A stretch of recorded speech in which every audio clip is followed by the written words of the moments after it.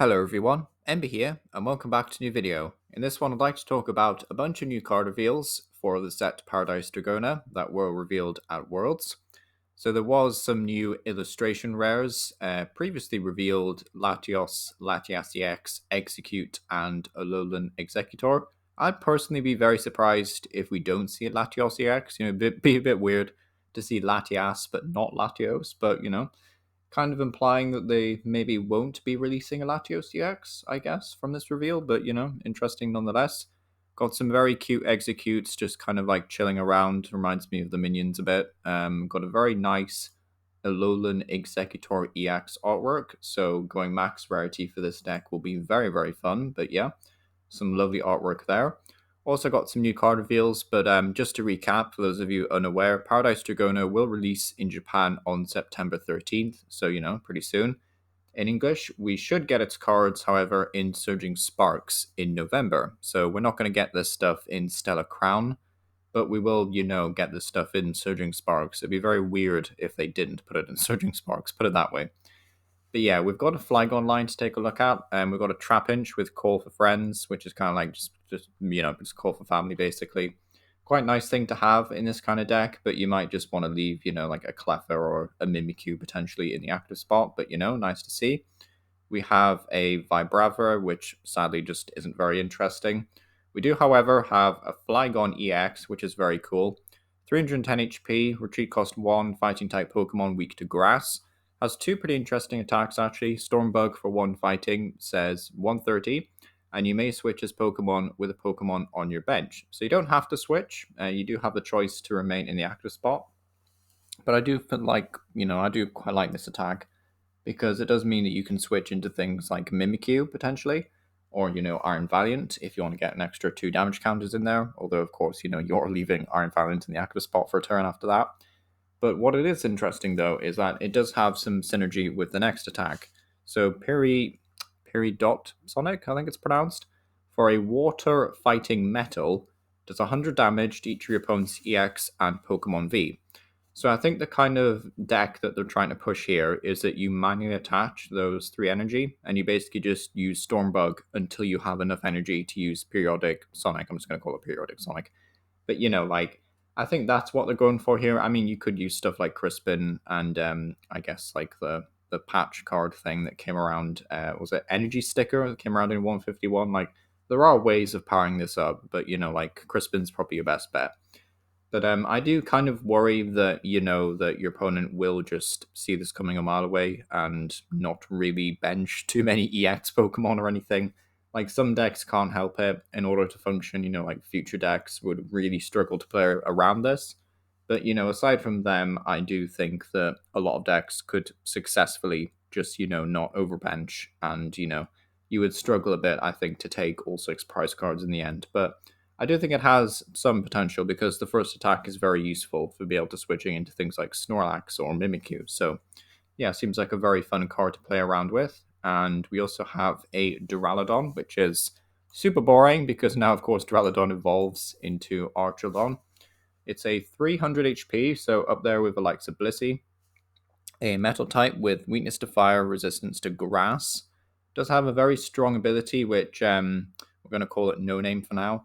When you play this Pokemon from your hand to evolve one of your Pokemon during your turn, you may attach 2 basic metal energy from your discard pile to your Pokemon in any way you like. Fantastic. That's a fantastic ability to have. And then Metal Defender for 3 metal energy does 220, and during your opponent's next turn, this Pokemon has no weakness. So you don't actually have to, not attack next turn or anything. You don't get a downside. It's literally just 220 flat, and next turn you don't get weakness.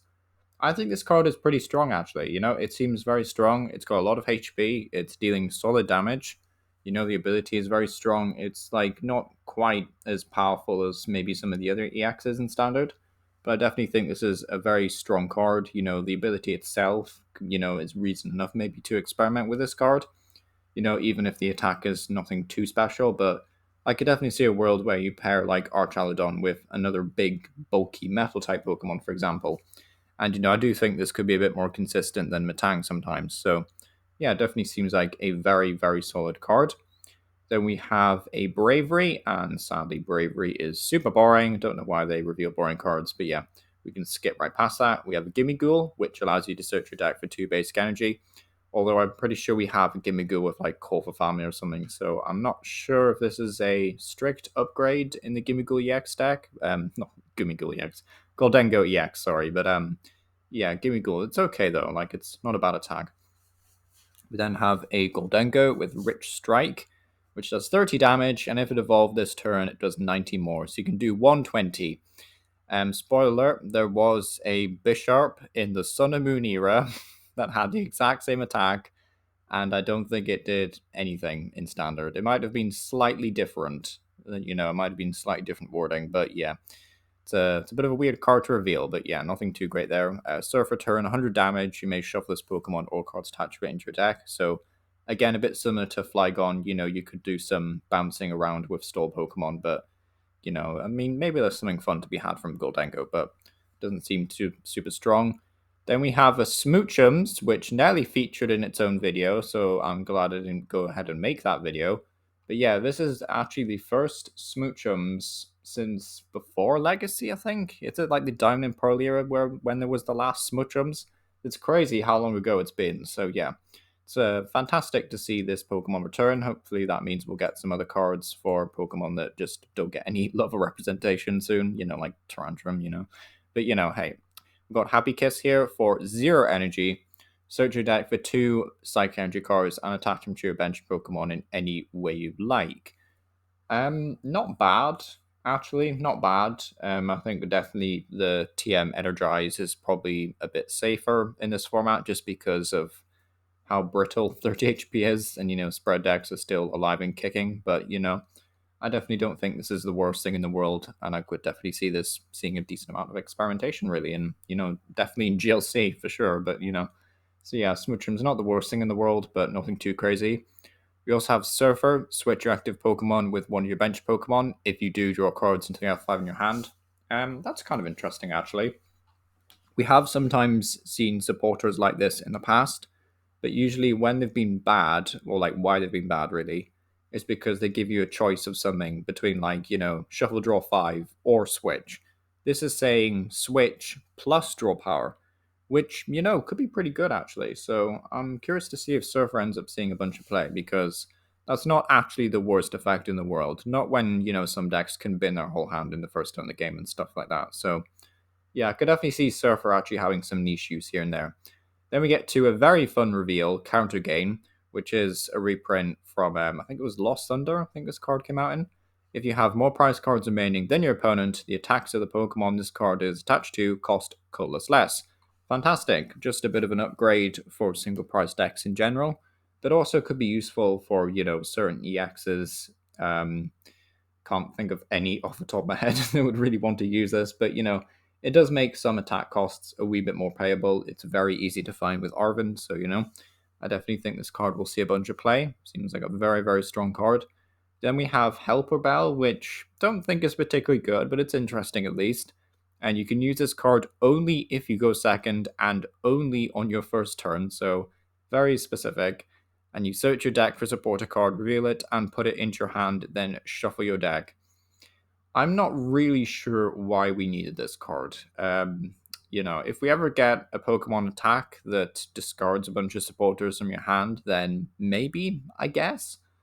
But, you know, it just seems a bit weird. Like, I wouldn't want to run 4 copies of this card just to try and guarantee, you know, like Crispin or something. I'd much rather play like 4 copies of Pokegear because, you know, Pokegear is useful throughout the entire game. So, yeah, Helper Bell I don't think is particularly great. You know, let me know if there's anything in Standard that could use this card. But yeah, definitely don't think it's that useful, at least compared to the other trainer reveals. And then the last card that we can talk about today was an A-Spec Megaton Blower, which says discard all Pokemon tool cards and special energy cards attached to each of your opponent's Pokemon, which can be a lot, and discard any stadium in play. So if your opponent has a Lugia in play, or, you know, like 2 Lugias with 8 energy, plus their own collapsed stadium, plus tool cards, you know, you will be absolutely devastating them with Megaton Blower. But aside from Lugia, I can't really think of anything else that's super oppressive right now or super popular that plays a bunch of special energy. Like, nothing is immediately springing to mind.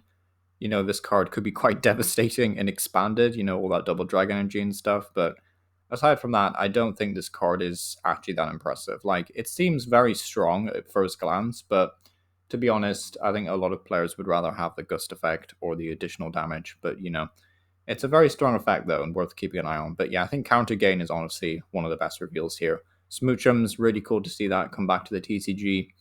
There's some kind of bulkish kind of cards revealed for some reason. Archaludon is kind of cool. Definitely want to experiment with Flygon, I think. Yeah, I could definitely see this being useful. Although it will depend on like how many benched Pokemon your opponent has and like if they are gullible enough to bench a load of EXs. But some very cool reveals nonetheless, and we can go for max rarity Alolan Executor. But yeah, it's been overpower. Let me know what you think about these reveals down below. And yeah, thank you for watching.